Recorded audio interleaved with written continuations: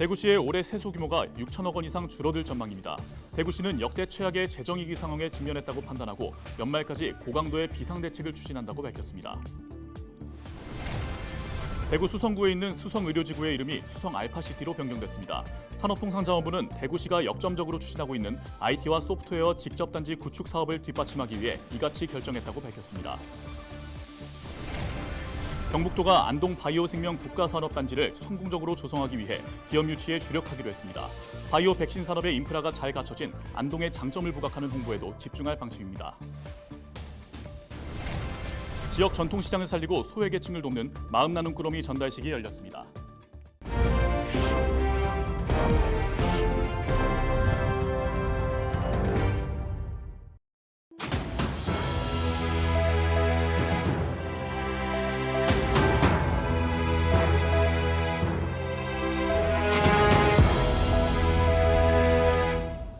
시청자 여러분 안녕하십니까? 헬로티비 대구 경북 뉴스입니다. 대구시가 역대 최악의 재정위기 상황에 직면했습니다. 올해 애초 예산액보다 6천억 원 이상 세수 규모가 줄어들 것으로 예상됐습니다.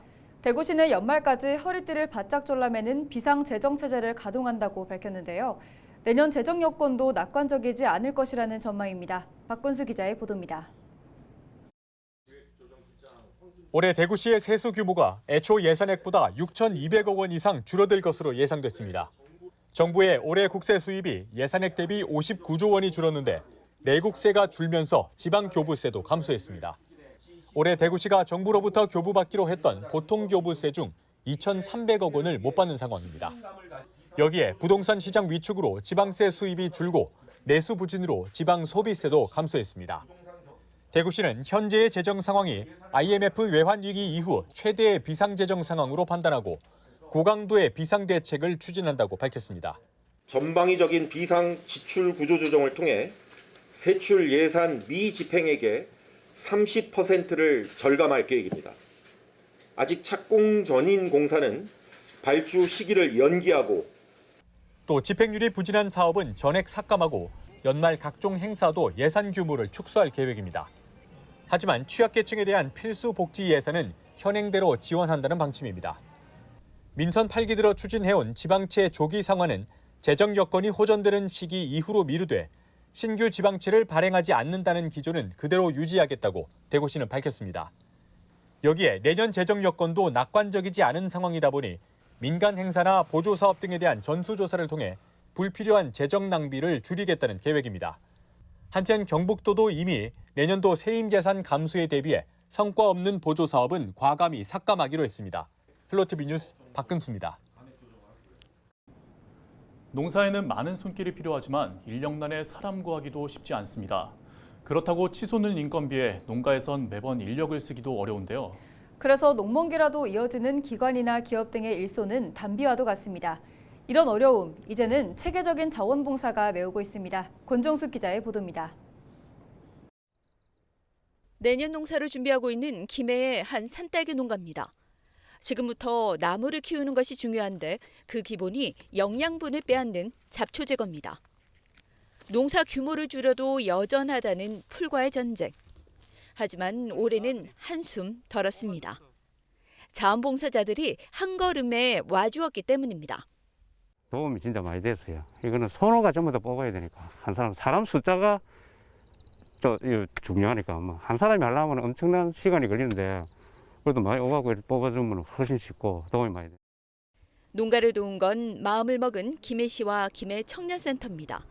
인력난으로 힘들다는 소식에 정기적인 일손 돕기 자원봉사를 시작했고 8월 첫 활동에만 30명이 참여했습니다. 일손도 돕고 마을 어르신들에게 필요한 활동까지 펼친 봉사자들. 농가 도움은 물론 참가자에게는 봉사 점수도 주어지는 일석이조 활동에 반응도 좋습니다.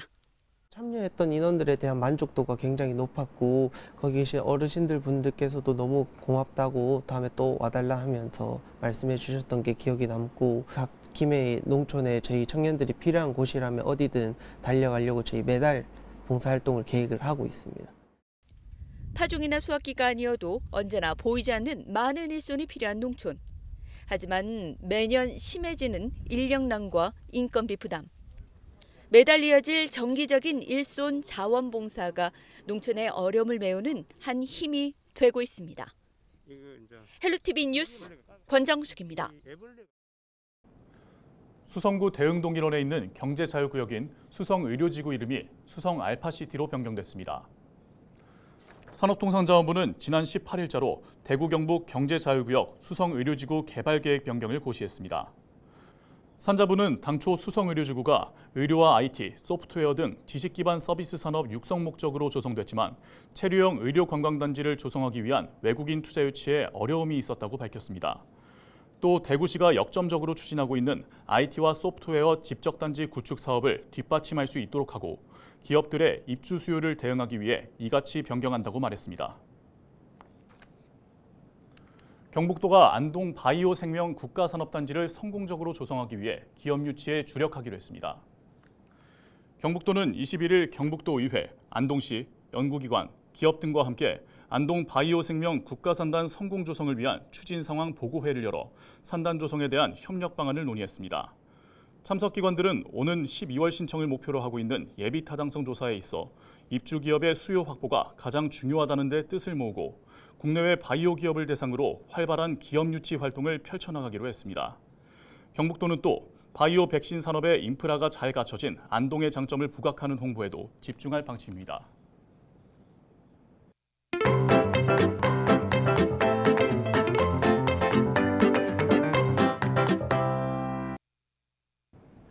우리가 대화를 나눌 때 말뿐만 아니라 여러 가지 표정과 손동작을 함께 사용하는데요. 이렇듯 손짓은 소통을 위한 일상적인 방법인데도 평소에 수어로만 대화하는 사람을 보면 이상하게도 멀게 느껴지는 경우가 많습니다. 하지만 수어는 특정한 사람만 사용하는 암호가 아니라 누구나 사용할 수 있는 공식적인 언어입니다. 기자가 간다 해서 수어와 조금 더 가까워지는 시간을 마련해봤습니다. 서희동 기자입니다. 제가 지금 말하는 언어는 바로 대한민국의 공용어인 한국어입니다. 그런데 이 한국어 말고도 우리나라에서 공식적으로 인정한 공용어가 또 있다는 사실 혹시 아시나요? 정답은 바로 한국수어입니다. 한국수어는 지난 2016년 한국수화언어법이 제정되면서 대한민국의 공용어가 됐는데요. 하지만 여전히 한국수어의 주 사용자인 농인들은 일상생활에서 많은 불편함을 겪습니다. 겉으로 보기에는 장애 여부를 알 수 없어 상점 등의 이용에 애를 먹고 적절한 응대를 받지 못하기도 합니다. TV를 켜도 수어 통역이나 자막이 없는 채널은 이해하기 어렵습니다. 무엇보다 갑작스런 사고가 발생하면 도움을 받기 힘듭니다. 평일에는 수화 통역사와 함께 동행이 가능하지만 밤이나 또 일요일 같은 경우에 갑자기 아플 때 병원에 가면 통역사가 없습니다. 그때는 많이 불안합니다. 농인들은 일상생활에서 대화가 필요한 모든 부분이 불편할 수밖에 없는데요. 그렇다면 스마트폰을 이용해 글로 소통하면 이런 문제가 쉽게 해결되진 않을까요? 아닙니다. 먼저 농인들이 당연히 한글을 알 것이라는 생각은 편견입니다. 이들의 모국어는 한국어가 아닌 수어인데 한국어는 한국 수어와 문법 체계 등이 달라서 농인에게는 일종의 외국어와 같습니다. 따라서 누구나 잘 할 수 있는 것이 아닌 겁니다. 또 어르신들을 비롯해 스마트폰 사용이 어려운 경우도 있습니다. 한국 수어는 하나의 독립된 언어입니다. 농인들이 당연히 한글을 알 것이란 생각은 편견입니다. 이런 부분에 대해 사회적인 이해와 공감이 필요합니다. 외국어를 배우는 것이 그 나라의 문화를 이해하는 데 도움을 주는 것처럼 수어에 대한 관심도 농인들의 삶을 간접적으로 경험하게 해줍니다. 헬로, 니하오, 곤니치와. 외국어를 능통하게 사용하지는 못해도 인사말은 많이 알고 있는데요. 수어로도 간단한 인사말 정도는 할 줄 알면 좋지 않을까요? 수어는 양손을 비롯해 표정을 함께 사용하는 언어입니다. 먼저 만날 때나 헤어질 때 안녕의 의미로 쓰이는 수어는 한 손을 반대손으로 가볍게 쓸어내린 뒤 손등이 위로 향하게 쥔 양주먹을 위아래로 가볍게 흔들며 고개를 숙여줍니다. 감사의 마음을 전하는 고맙습니다를 표현하기 위해서는 손가락을 붙인 채 펼친 한쪽 손등을 같은 모양의 다른 손날로 2번 정도 가볍게 두드립니다. 사랑합니다는 마치 어린아이의 머리를 사랑스럽게 쓰다듬는 듯한 모습입니다. 앞으로 쥔 주먹 위로 다른 쪽 손바닥을 2바퀴 정도 돌립니다. 수어도 나라마다 모두 다릅니다. 세계 어디서나 사랑합니다를 표현하기 위해선 영어로 I와 L, U를 뜻하는 지화 3개를 합친 손 모양을 만들면 됩니다. 9월 23일은 유엔이 지정한 세계 수어의 날입니다. 사실 모든 사람이 수어를 완벽하게 구사하는 것은 현실적으로 어렵습니다. 하지만 하나의 다른 언어라는 것을 알고 농인들의 말과 생각을 이해하려고 노력한다면 함께 사는 사회로 조금 더 나아갈 것이라고 생각합니다. 기자가 간다, 서희동입니다.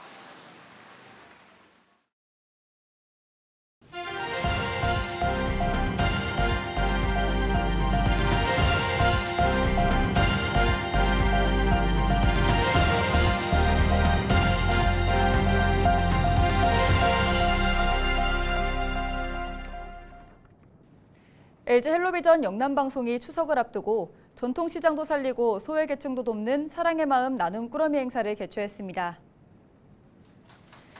마음 나눔 꾸러미에는 안동 구시장에서 구매한 세탁용 세제와 치약 등 다양한 생활용품이 담겼습니다. 영남방송 임직원은 생필품을 담은 꾸러미 100상자를 포장해 장애인 시설에 전달했습니다. LG 헬로비전은 경기 침체로 어려움을 겪고 있는 소상공인과 소외된 이웃을 돕기 위해 전국적으로 마음 나눔 꾸러미 행사 등 사회 공헌 사업을 지속적으로 펼치고 있습니다. 추석을 앞두고 지자체들의 전통시장 장보기 행사가 이어지고 있습니다. 대구 수성구는 21일 지산 목련시장에서 전통시장 장보기 행사를 열었습니다. 이날 김대건 수성구청장은 구청 직원들과 함께 시장 점포를 돌며 물품을 구입하고 상인들을 격려했습니다. 또 지역 경제를 살릴 수 있도록 주민들이 지역 전통시장을 많이 이용해달라고 당부했습니다. 경주시가 농림축산식품부 2024 농산물 산지 유통센터 지원 사업에 선정됐습니다. 사업비 20억 1천만 원을 확보해 내년 9월까지 농산물 산지 유통센터에 토마토 AR 선별기를 설치할 계획입니다. AR 선별기는 인공지능 카메라와 이미지 처리 기술로 토마토의 외관 결점과 불량을 신속하게 감지해 저품질 토마토를 선별할 수 있어 공정 처리 속도가 크게 향상될 것으로 기대됩니다.